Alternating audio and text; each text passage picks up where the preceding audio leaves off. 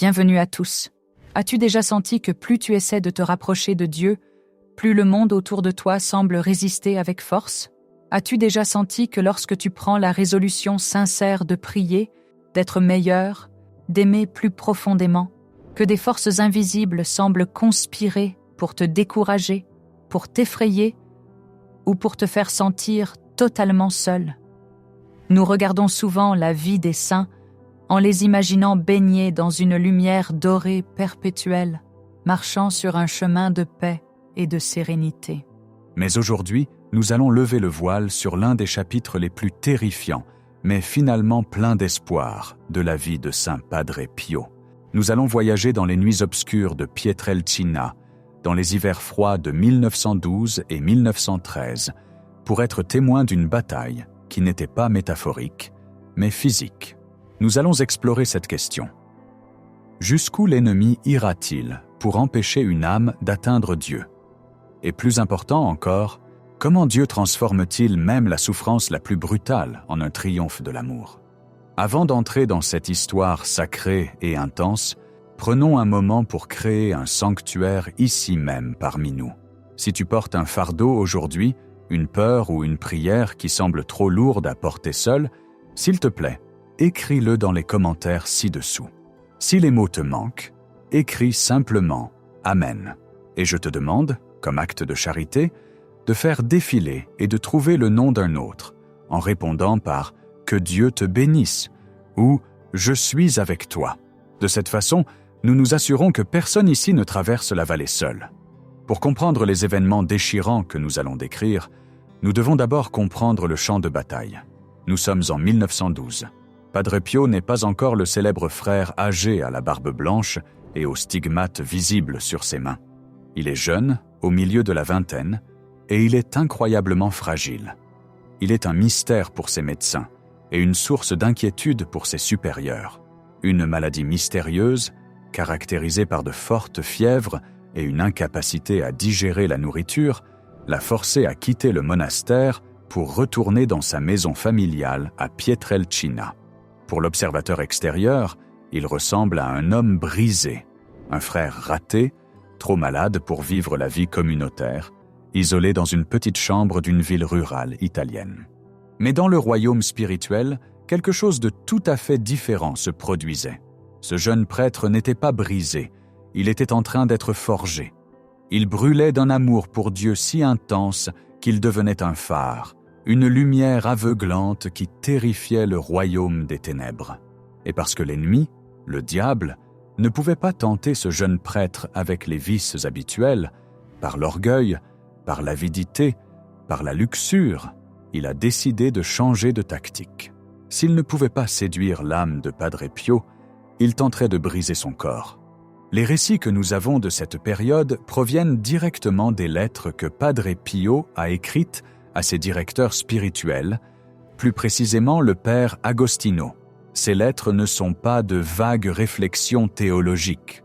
Ce sont des rapports désespérés, honnêtes et terrifiants venant des lignes de front d'une guerre.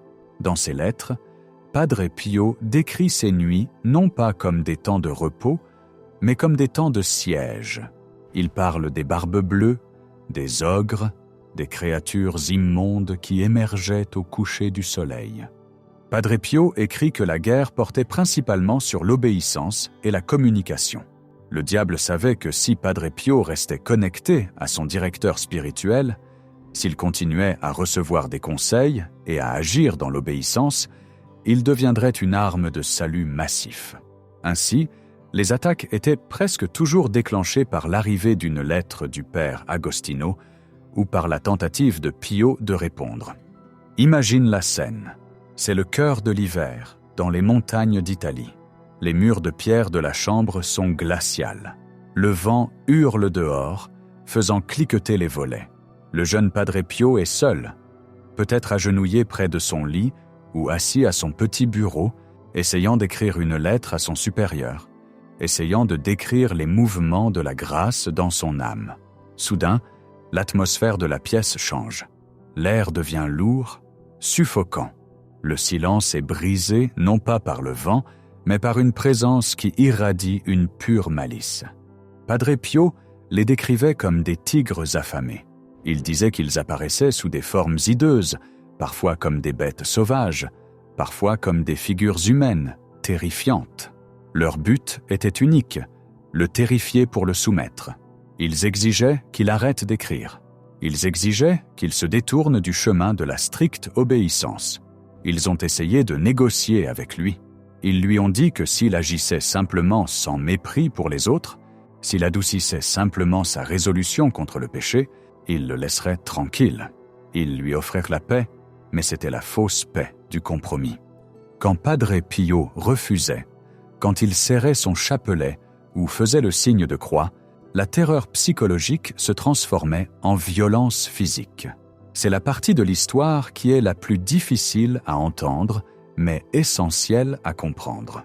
Le diable, frustré par la volonté inflexible du frère, se manifestait physiquement pour infliger la douleur. Dans sa lettre au père Agostino, datée simplement de 1913, Padre Pio raconte une nuit d'une brutalité particulière. Les démons, apparaissant comme ces créatures immondes, se jetaient sur lui.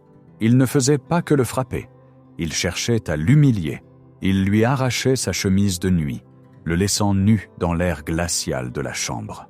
Ce dépouillement n'était pas seulement une question de froid, c'était une moquerie de sa dignité, une façon de le faire se sentir totalement vulnérable, exposé et sans défense. Puis, les coups commençaient. Padre Pio décrit avoir été frappé, battu et rossé. C'était un assaut frénétique. Il parle d'être couvert de bleu. Imagine le bruit des coups dans cette petite pièce, les halètements de douleur du jeune prêtre, le rire moqueur de ces entités obscures. Ce n'était pas une hallucination.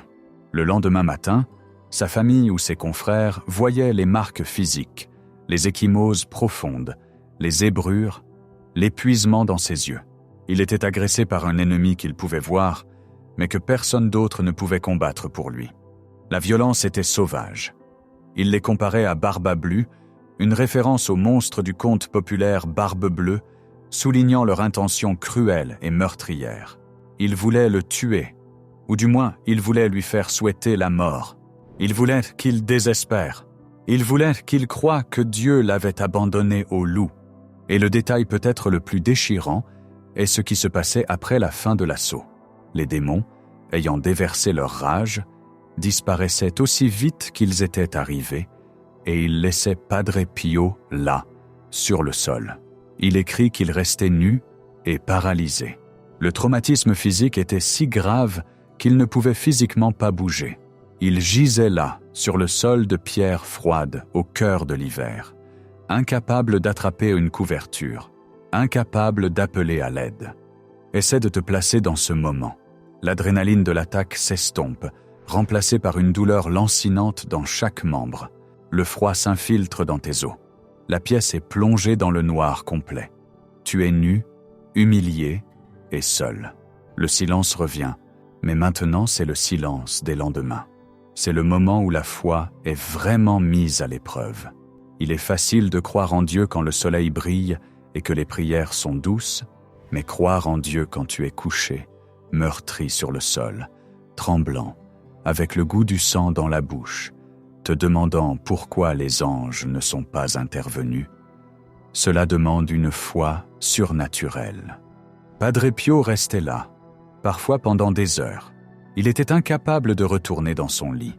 Il écrit qu'il restait dans cet état jusqu'à ce que Jésus finisse par venir. C'est le tournant du récit. C'est là que l'horreur cède la place à une beauté si profonde qu'elle met les larmes aux yeux.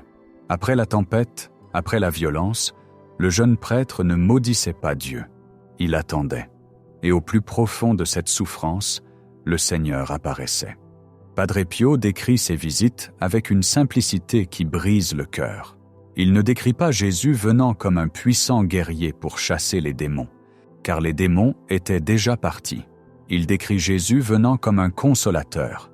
Il parle de la tendresse du Seigneur. Dans un échange célèbre, après une nuit particulièrement brutale, Padre Pio demanda au Seigneur « Jésus, où étais-tu quand ces monstres cruels me battaient ?» C'est la question que nous posons tous dans notre souffrance. Où étais-tu ? Et Jésus lui répondit, « J'étais juste là, à l'intérieur de toi, témoin de ta lutte et très satisfait de ta fidélité. Laisse ces mots pénétrer ton cœur. J'étais juste là. Dieu ne l'avait pas abandonné. Dieu avait permis l'épreuve parce qu'il savait que Padre Pio pouvait la supporter, non par sa propre force, mais par la force de la grâce. Le diable pensait qu'il brisait Padre Pio, le dépouillant de sa dignité, mais en réalité, le diable ne faisait que dépouiller les attachements terrestres, polissant le miroir de l'âme de Pio, jusqu'à ce qu'il puisse refléter le Christ parfaitement. La paralysie sur le sol n'était pas une défaite. C'était une participation à la passion. Padre Pio partageait la flagellation à la colonne, il partageait le dépouillement de Jésus au calvaire. Il apprenait de la manière la plus viscérale possible ce que signifie être une âme victime, quelqu'un qui accepte librement la souffrance pour aider à porter la croix du monde. Ces attaques ont continué pendant longtemps. Elles étaient le creuset dans lequel le saint a été formé. Mais nous devons aussi regarder le rôle de l'ange gardien dans ces histoires, car cela ajoute une couche de profonde humanité et même une touche d'humour à l'obscurité. Padre Pio a eu une relation intime toute sa vie avec son ange gardien. Il lui parlait comme à un frère. Mais pendant ces assauts, l'ange semblait souvent disparaître. À une occasion, alors que les démons le battaient, Padre Pio appela désespérément son petit ange à l'aide. Mais l'ange ne vint pas. Plus tard, quand l'attaque fut terminée et que l'ange réapparut, Padre Pio, avec son tempérament italien fougueux caractéristique, gronda l'ange. Il dit « Tu as la mauvaise habitude de disparaître quand j'ai le plus besoin de toi. » La réponse de l'ange ? Il a simplement souri. Il expliqua à Padre Pio que Jésus voulait qu'il endure cette lutte seul pour renforcer son mérite. L'ange expliqua que pour que la vraie sainteté soit forgée, l'âme doit parfois traverser la vallée de l'ombre de la mort sans aucune consolation, s'appuyant uniquement sur une foi nue. Cela nous dit quelque chose de vital sur nos propres luttes. Quand nous nous sentons abandonnés, quand nous sentons que nos prières heurtent le plafond, quand nous sentons que nos anges dorment, ce n'est pas parce que nous sommes oubliés, c'est parce qu'on nous fait confiance. Dieu nous fait confiance pour tenir bon. Il nous fait confiance pour dire « je crois », même quand tous les sens de notre corps hurlent que nous sommes seuls. Le but de ces attaques, comme l'a noté Padre Pio, était d'arrêter ses progrès spirituels et sa correspondance. Le diable savait qu'à travers ses lettres, Padre Pio apprenait la science de l'âme. Il apprenait le discernement, il soumettait sa volonté à l'Église, et l'ennemi ne déteste rien de plus que l'humilité et l'obéissance. Les démons essayèrent de brouiller sa vue pour qu'il ne puisse pas lire les lettres. Ils essayaient de détruire le papier, mais ils échouaient. Chaque coup, chaque bleu, chaque moment de frisson nu sur le sol ne servait qu'à rendre Padre Pio plus déterminé. Il réalisait que si l'ennemi se battait si fort, la récompense devait être immense. Il écrivait au père Agostino « Ils sont très en colère parce que je vous écris. Ils me suggèrent que je ne devrais pas être si ouvert avec vous, mais Jésus est avec moi. Jésus est avec moi.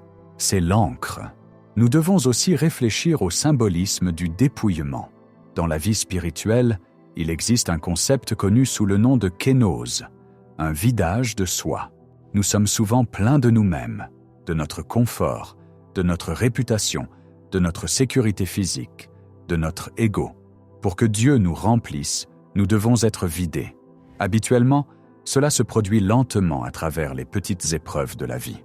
Pour Padre Pio, un géant de l'esprit, ce vidage était violent et total. En le dépouillant jusqu'à la nudité, les démons révélaient par inadvertance la vérité de la condition humaine devant Dieu. Nous venons au monde avec rien, et nous repartons avec rien. Tout ce que nous avons, c'est notre amour. Tout ce que nous avons, c'est notre fidélité. Quand Padre Pio gisait sur ce sol, il n'avait plus rien à quoi se raccrocher à part Jésus. Il ne pouvait pas compter sur sa force, il était paralysé. Il ne pouvait pas compter sur ses vêtements, ils avaient disparu. Il ne pouvait pas compter sur sa santé, il était malade.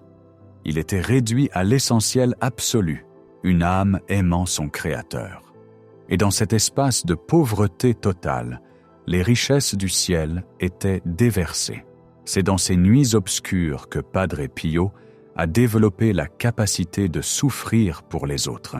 Des années plus tard, quand des milliers de pèlerins afflueraient à San Giovanni Rotondo, apportant leur cancer, leur mariage brisé, leurs péchés, leur désespoir, Padre Pio prendrait ses fardeaux sur lui-même.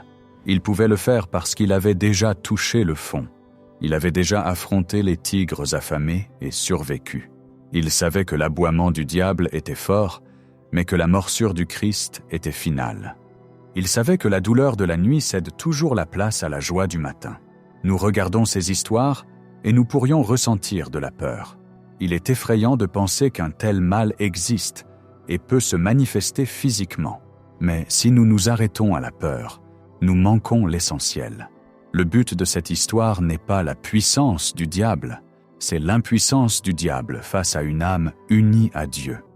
Pense-y, le diable, un ange déchu d'une puissance immense, a déchaîné toute sa fureur sur un jeune homme malade et fragile dans une ferme. Il l'a battu, dépouillé, terrifié, et pourtant il n'a pas pu amener le jeune homme à commettre un seul péché. Il n'a pas pu l'amener à arrêter d'écrire une lettre. Il n'a pas pu l'amener à arrêter d'aimer Jésus. À la fin, le diable avait l'air stupide. Toute sa violence était inutile contre l'armure de l'humilité. Comme le dirait plus tard Padre Pio, le diable est comme un chien enragé attaché à une chaîne. Au-delà de la longueur de la chaîne, il ne peut saisir personne. Et toi, tiens-toi à distance. Si tu t'approches trop près, tu te laisses attraper. Padre Pio était à portée de la chaîne, parce que Dieu le permettait pour un but plus grand, mais son âme restait hors d'atteinte. Alors, qu'est-ce que cela signifie pour nous aujourd'hui ? Nous ne ferons peut-être pas face à des démons physiques qui nous tirent du lit ou nous dépouillent de nos vêtements. Notre barbe bleue pourrait être différent. Peut-être que ton démon est une maladie chronique qui te laisse paralysé et inutile. Peut-être que ton démon est une lutte contre l'addiction qui t'abat chaque fois que tu essaies de te relever. Peut-être que ton démon est une dépression implacable qui dépouille ton monde de ses couleurs et te laisse tremblant dans le froid de l'isolement. Peut-être que ton démon est la moquerie des autres qui ne comprennent pas ta foi. Quelle que soit ta bataille, la leçon de Padre Pio est claire. Tu n'es pas seul sur le sol. Quand tu es abattu par la vie, quand tu te sens dépouillé de ta dignité, quand tu es trop épuisé pour bouger, ne crois pas au mensonge, selon lequel Dieu a quitté la pièce. Il est là. Il est témoin de ta lutte avec un cœur plein d'amour. Il recueille chaque larme, chaque bleu, chaque moment d'endurance, et il le transforme en gloire. La paralysie de Padre Pio sur ce sol froid était une forme de prière. Son incapacité à bouger était une offrande.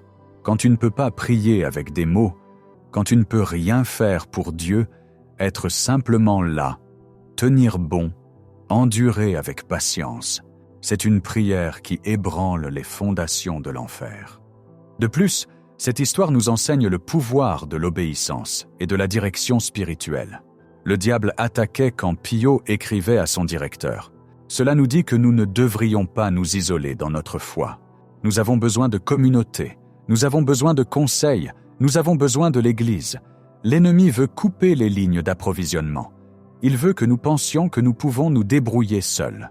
Mais c'était dans les lettres, la connexion à l'autorité et à l'obéissance qui gardait Padre Pio en sécurité dans la vérité.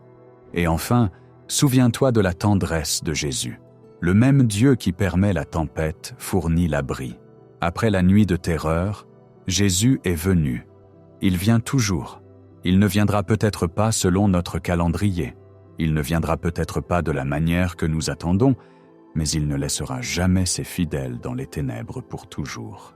En concluant cette réflexion sur les nuits obscures de Padre Pio, regardons nos propres cicatrices, non pas avec honte, mais avec espoir. Les bleus de la vie ne sont pas des signes de défaite, ce sont des médailles d'honneur, si nous les portons avec le Christ. Padre Pio, l'homme qui a été dépouillé et battu par des démons, est devenu l'homme qui en a guéri des milliers. Sa souffrance a creusé une caverne dans son âme capable de contenir l'océan de la miséricorde de Dieu. Ta souffrance fait la même chose. Si tu es actuellement couché sur le sol froid d'une saison hivernale de ta vie, incapable de bouger, attendant l'aube, tiens bon. Les tigres affamés sont enchaînés. Leur temps est court. La victoire a déjà été remportée. Jésus est juste là, à l'intérieur de toi, chuchotant « Je suis là, je suis content de toi, nous nous relèverons ensemble ». Merci d'avoir écouté ce récit des batailles de Padre Pio. Puisse-t-il te donner le courage d'un lion et la paix d'une colombe? Si cette histoire a touché ton esprit, s'il te plaît, partage-la avec quelqu'un qui traverse une période difficile et souviens-toi de vérifier les commentaires pour offrir un mot d'espoir à ceux qui ont demandé la prière. En faisant cela, nous devenons les anges qui ne disparaissent pas quand on a besoin d'eux. À la prochaine fois, que Dieu te bénisse et continue de mener le bon combat.